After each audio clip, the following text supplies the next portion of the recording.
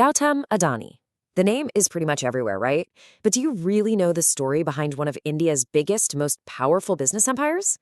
I mean, we're talking about a massive conglomerate that has its hands in everything from the ports your stuff comes through, to the power that keeps your lights on, and even the airports you fly out of. So in this explainer, we're going to break down exactly how he built it all. But here's the part that'll really get you. This whole thing wasn't built on family money or some fancy Ivy League degree. Not even close. So you've got to ask yourself, how on earth does a college dropout, a second-year dropout, mind you, go on to create an empire on this kind of staggering scale? Well, let's get into it. You see, to really understand the billionaire, you have to rewind the clock, way back. So let's just forget about the giant ports and power plants for a minute. This story actually kicks off with something a lot smaller and a whole lot shinier. We're talking about diamonds. All right, so this first chapter of his life, it's absolutely crucial. This is where Adani basically forged the skills that would define his entire career. And it all started with him making a bold move that, let's just say, went completely against the grain. So let's paint a picture. It's 1962, and he's born into a regular middle-class family. By the late 70s, he's in university, but he decides, you know what? This isn't for me. He drops out, pockets a few hundred rupees, and heads straight for the big city, Mumbai, to get some real-world experience. His first gig? Sorting diamonds. After a few years of that, he heads back home to help his brother out with the family's plastics business. You know, that first job sorting diamonds, you could say it was like his MBA, but without the crazy tuition fees.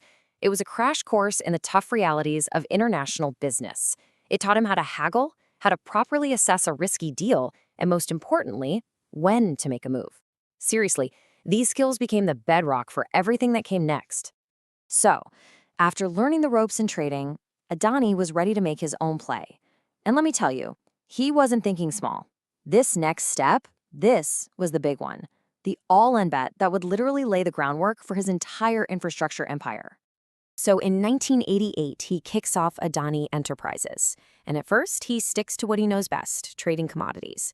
The company did pretty well, for sure. But Adani had his eyes on a much, much bigger prize. An opportunity on the horizon that was going to require a massive, almost unthinkable gamble. Now, to really grasp how wild his next idea was, you have to picture India back in the early 90s. The economy was just starting to open up, but major infrastructure like ports, that was all government business. And frankly, they were known for being slow and inefficient. The idea of a private company coming into that space, it was unheard of. So what was Adani's audacious vision? To build a giant, world-class, private port at Mundra. It was an idea that flew in the face of all conventional wisdom. See, successfully building Mundra Port wasn't just about pouring concrete and building docks. No, it was about creating an entirely new business model. And in doing so, he perfected a blueprint that would become his signature strategy for dominating entire industries. At the heart of that blueprint is a concept you might have heard of called vertical integration.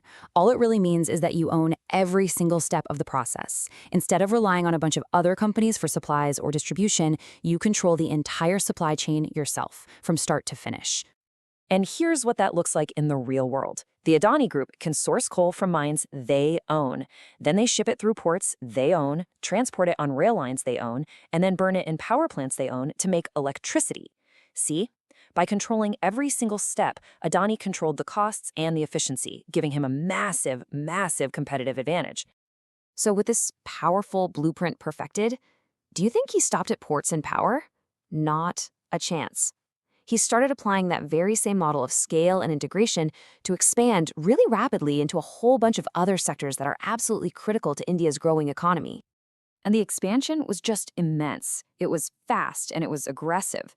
The group moved into running a huge portfolio of airports. It became one of the world's largest players in renewable energy. They started building data centers and even jumped into really capital-heavy sectors like defense and cement.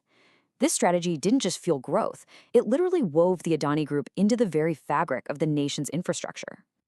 So, what's the ultimate formula here? What created this massive fortune? And, just as importantly, what about all the major controversies that have come along for the ride? Let's break down the key factors of his success and also the points of scrutiny that really define the Adani Group today.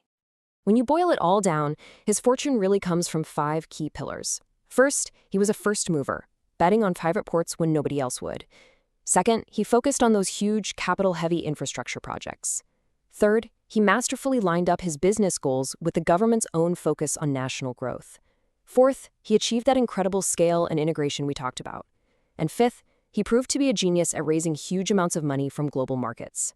However, and this is a big however, this kind of explosive growth hasn't come without some serious criticism. The group has faced tough questions about its corporate governance, including allegations of confusing offshore ownership structures. Major concerns have also been raised about the sky-high levels of debt they've used to grow so fast, the environmental impact of their huge coal projects, and an intense debate over whether the valuations of their companies are, well, just too high. And all this leaves us with the central, really polarizing question of Gautam Adani's legacy. Is he a visionary nation builder, creating the critical infrastructure a modern economy needs to succeed? Or is he a controversial monopolist whose aggressive expansion and business methods raise some very serious questions? For now, the answer to that is still the subject of a massive global debate,